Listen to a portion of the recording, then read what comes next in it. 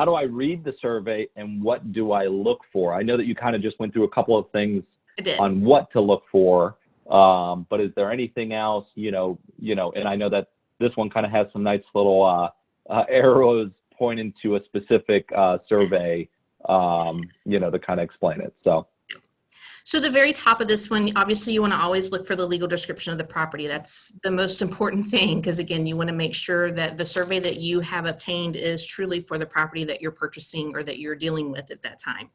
So you want to look for the legal description of the property. I'm going to skip past the encroachments for now. The other thing that we talked about is the field date and job number. This is important when we're using especially a prior survey on a file, which we'll kind of talk about a little more later. We want to know when that survey was done, that it was done by a survey, it was issued a job number, so that we can kind of reference back to that if need to. And then, of course, the surveyor's info. We want to know who did the survey and any notes that they had when they did that survey, if there was anything unusual that they found or anything they noted when completing the survey, as well as the certifications. So the certifications, you'll see again, that shows who our buyer was, the bank, the title company, all of that information. And when we're looking at certifications, especially dealing with a prior survey, we always want to look for that survey to be certified to someone in the chain of title. It doesn't have to be our current seller, but it has to at least be one of the sellers back in the chain of title within a reasonable amount of time, depending on the survey. And again, we'll kind of talk about that a little more as we go on. You'll also see here that there is a septic and drain field, or the septic actually noted on this survey. Sometimes those are required to be noted, the septic and the drain field, depending on the type of financing that the buyer may be obtaining for purchasing the property, as well as obviously you're looking for any structures, any easements. In this case, it shows that there is a 5-foot utility easement there, which I have the little arrow pointing at. And then any encroachments that are listed on the property. The encroachments are anything that crosses over the boundary line, either into the adjoining property or into an existing easement that's on the property. In this case, you'll see there's a couple of things, but one of the things that I pointed to was a propane tank that encroaches into the 5-foot utility easement.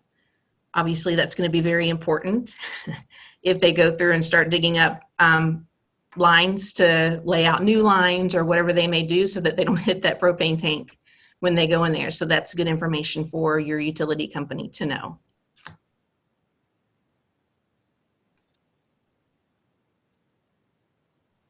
All right, so this kind of gives you some definitions and information on what you're looking at. So the legal description, again, describes the boundary lines of the property. Your surveyor's information is going to provide you with the name of the surveyor and the company completing the survey. So you always want to, again, check to make sure that that information is on there, that you're dealing with a certified surveyor who has the license and whatnot to be able to actually complete that information.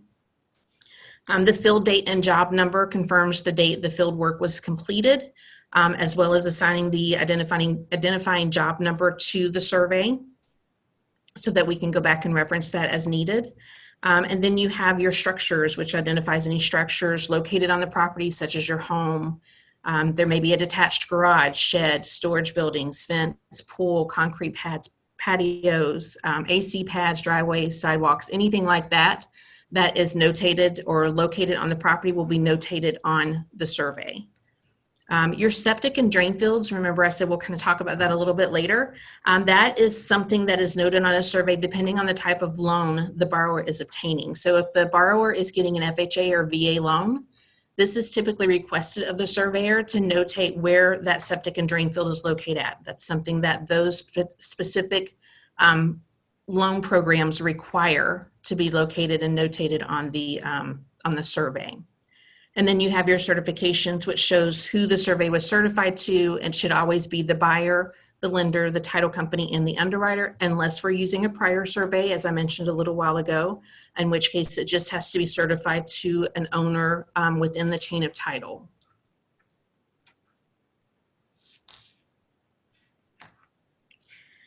And then the last two. All right. Oh, go ahead. Nope. I was gonna help you out there. I know it's a lot of verbiage, so I was just gonna help you if you'd want me to. So. Are you saying I'm not? Okay. I'm just picking. Okay. I'm good. Do you have any questions? I have a lot of questions, but probably not pertaining to surveys. That's the wrong question to ask, clearly. So I'm gonna jump in here and help you just a little bit. If you could go back 4 slides. Okay. To the second page of the survey. Okay.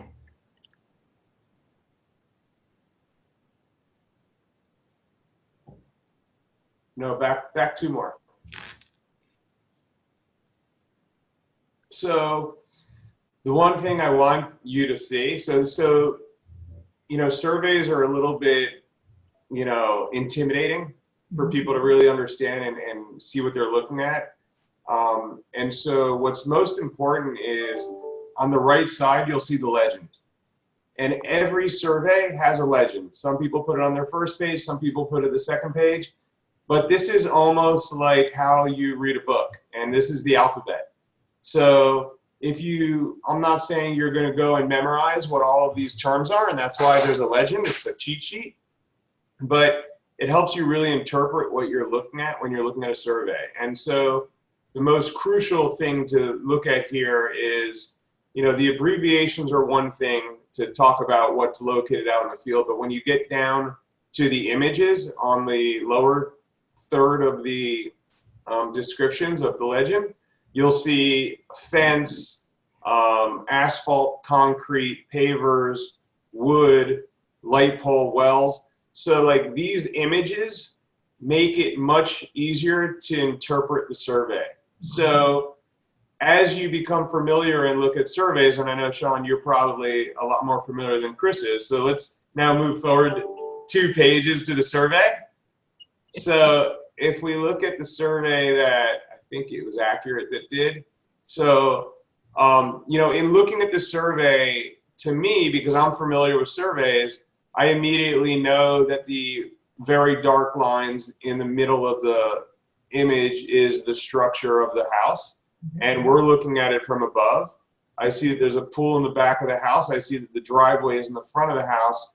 And so my eyes kind of wander around a little bit, and I'm looking for anything that jumps out. And like you said, the propane tank, I can't tell, the GP that's over in the easement on the west side jumps out. But then on the outside of the western boundary, you could see a fence. And so it starts halfway in the property and moves its way back. And it looks like, because it's 2 hash lines, that's a wood fence. So it's things that you'll see, and there's a legend in the bottom right of that survey that, you know, while they are intimidating, as you just get familiar with 1 or 2 little things to pick up on while you're looking at the corners of the lots and what falls in it, it just makes it much easier to read and understand. Yep. Very good point. Thank you for pointing. No. Thank you for pointing that out. And that's something that I do rely upon a lot. I look at the legend a lot whenever I'm reading the survey to make sure I'm looking at things correctly.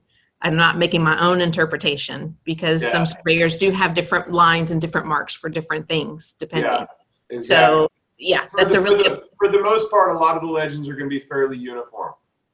Yeah. All right. Sorry, back to you guys. No, back to you guys. Thank you for that. No, I appreciate that. That's great information.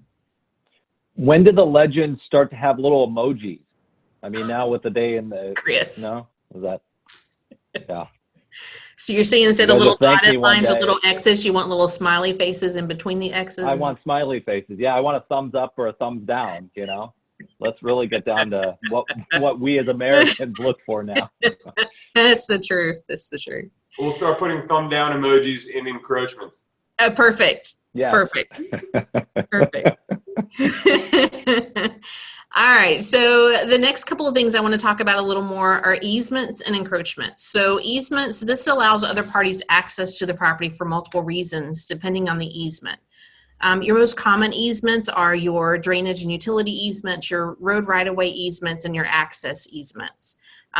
So your drainage utility easements always allows, or obviously allows, government typically not government, but typically like a utility company or someone to that effect that will have access to come in and correct any drainage issues, or like I said, to work on any utility lines, either above or below the ground in that area. Road right of way is what gives you access to your property. That's typically through the road that runs in front of your property and allows you to go from your property or from the road onto your property line. And then access easements are sometimes what are granted, especially when you're dealing with larger parcels of property that may be sitting behind another property that sits on the road, and allows you access from the road that goes through their property into the back where your property is located. So those are your most standard or common easements. There are other easements out there, as Chris had noted earlier about the drainage pipe that went underneath the house. That's a specific type of easement that allows drainage through your property. I've seen gas pipelines that run through properties before, actually on a parcel that a developer was going to purchase to develop on, and then they found out that there was a large gas pipeline easement that ran through it, and they were not able to develop that property, so they had to back out of that purchase. So those are obviously a little more not as common of easements, but can happen. Encroachments are any structure that crosses over the property line or into an existing easement on the property. Your common encroachments are, a shed into the easement, like we showed a little while ago. A fence encroaching into the adjoining property. Again, remembering ownership is never determined on a survey. Your pools and patios, sometimes those can encroach into an easement or even into the adjoining property. AC pads, where your air conditioning unit sits on the outside. Those are very typical for being inside of a utility easement.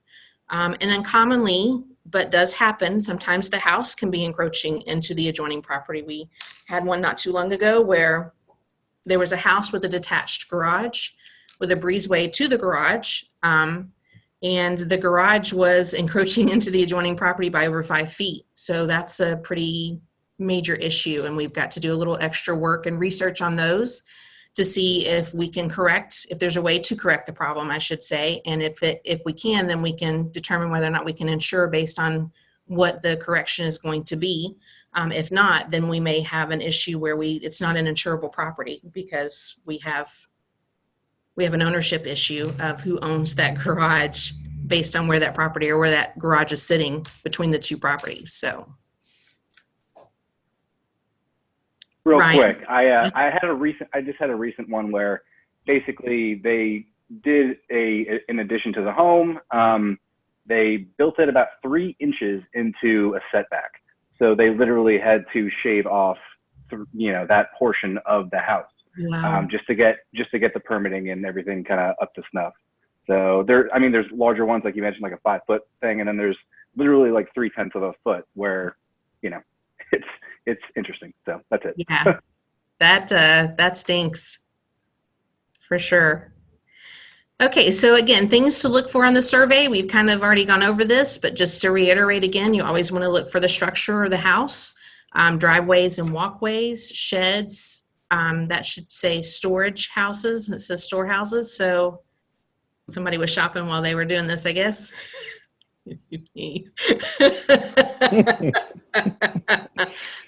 Pools, fences. We'll overlook it. It's fine. It's fine. We're moving on. Yep. Listen, we got to have fun. I put that there purposely. Fences, water lines, easements, air conditioners, pads, basically any structure that affects the boundary lines of the property. You want to look for those things. Am I allowed to draw in a pool? If I put a pool and then I want to reuse the pool or reuse the old survey, but can I take a marker and draw in the pool shape? Maybe like of a kidney shape? No? If you're selling, no. Is that a negative? That's a negative. Okay. Just I mean, you can draw it in if you want to, but I'm not going to use it. I mean, my son's got a bunch of crayons I could use. I could look at make it look accurate. So just a question. Maybe somebody else out there has that. So I do. Here is a serious question. What about trees from the neighbors? Will any of that show up on the survey? It won't. They won't locate any type of landscaping. So no trees, no landscaping of any kind. They can locate trees, Ryan says, if the surveyor is requested to do that, but on a typical basis, they're not located on the surveys. Perfect. Thank you. Welcome. And there is additional cost to tree location. Okay. Because typically when people want the trees located, they also want the types of trees as well.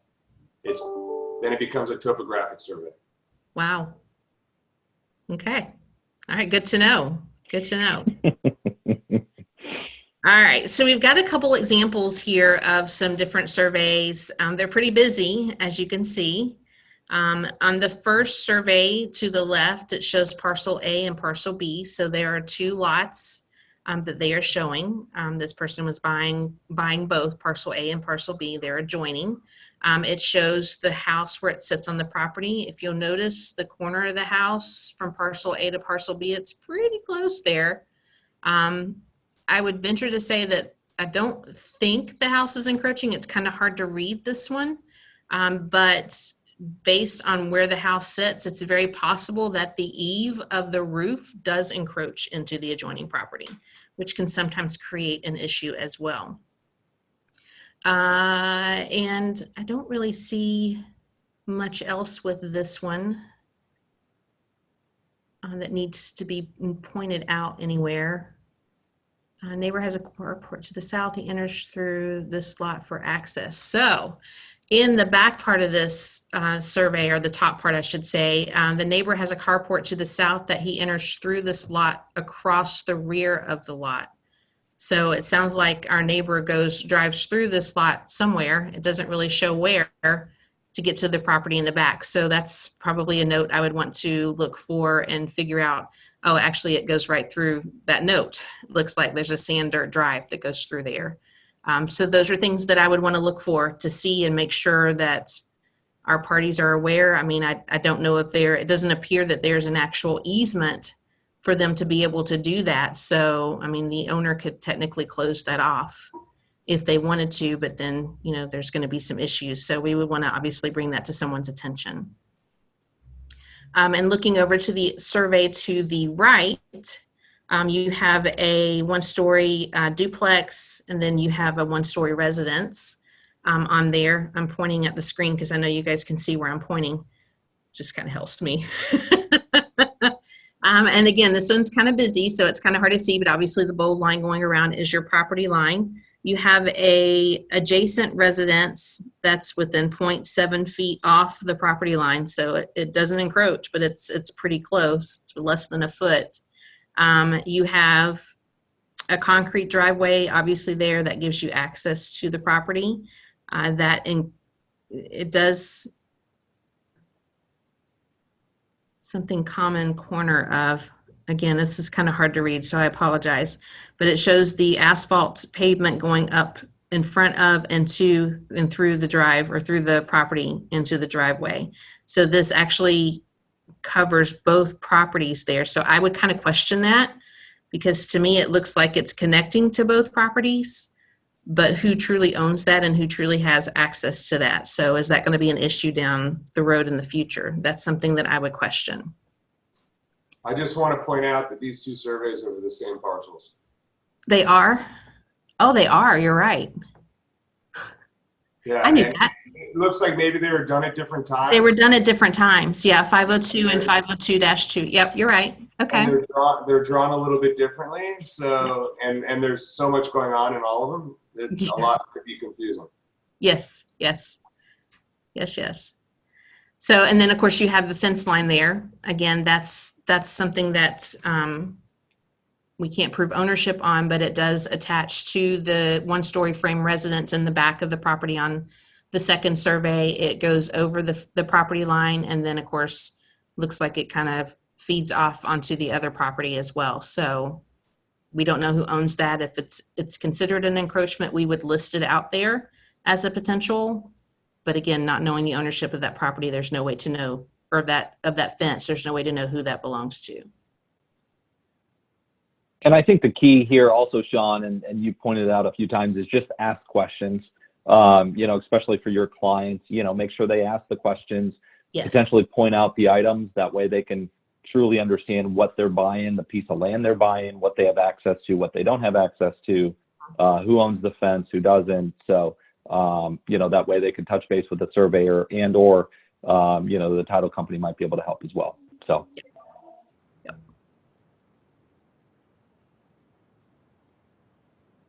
All right, Sean, what are we Are we missing something? Dun, dun, dun. I don't know. I'm asking you. Maybe. I don't know, Chris. Are we missing something? Oh, he's got to think about it a minute. Yeah, now I have to actually review it.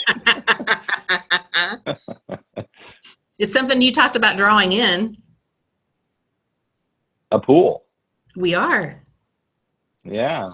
So this particular Sorry, survey, it's sideways, so I'm trying to turn my head so I can read it. So this survey shows that there is a pool, a screened-in pool area. It says it's inaccessible, but we need to know as the title company where the water line is at within that pool. And the reason for that is because you'll see there's a 10-foot, the green dotted line, that's a 10-foot utility easement, drainage and utility easement that goes across the back side of the property and then also down the side of the property. I don't know which direction that is because of it's been cut off on the survey, but I don't know based on that 10-foot utility easement in the back if the water is actually touching that easement. The reason why that's important is because it kind of changes the dynamics of how we can insure the property, or if we can even insure the property. If the water goes through that utility easement, we would have to request that the owner get what's called a vacation of the easement. That doesn't mean they get to go to Hawaii. That means they have to actually vacate that part of the easement. So when they do that, if they can do that, the county would come in and say, okay, so this is encroaching. It doesn't give me the distance, but I'm going to say 2 feet into the pool structure. It's into the water line, and the county is going to, or the utility company, whoever, is going to allow them to vacate that portion of the easement outlining that pool area. So it's going to remove the easement so it no longer goes through the pool area. It actually runs behind it. If it just goes through the concrete pad of the pool, obviously you can shave that off. You can't shave off the pool where the water's at. It kind of defeats the purpose of the pool at that point. So, but you can shave the concrete pad where the pool is located. So we would be able to ensure that, but it would be considered an exception on our policy. So it really at that point be at the option of the buyer as to whether or not they would be willing to accept that as an exception on their final policy.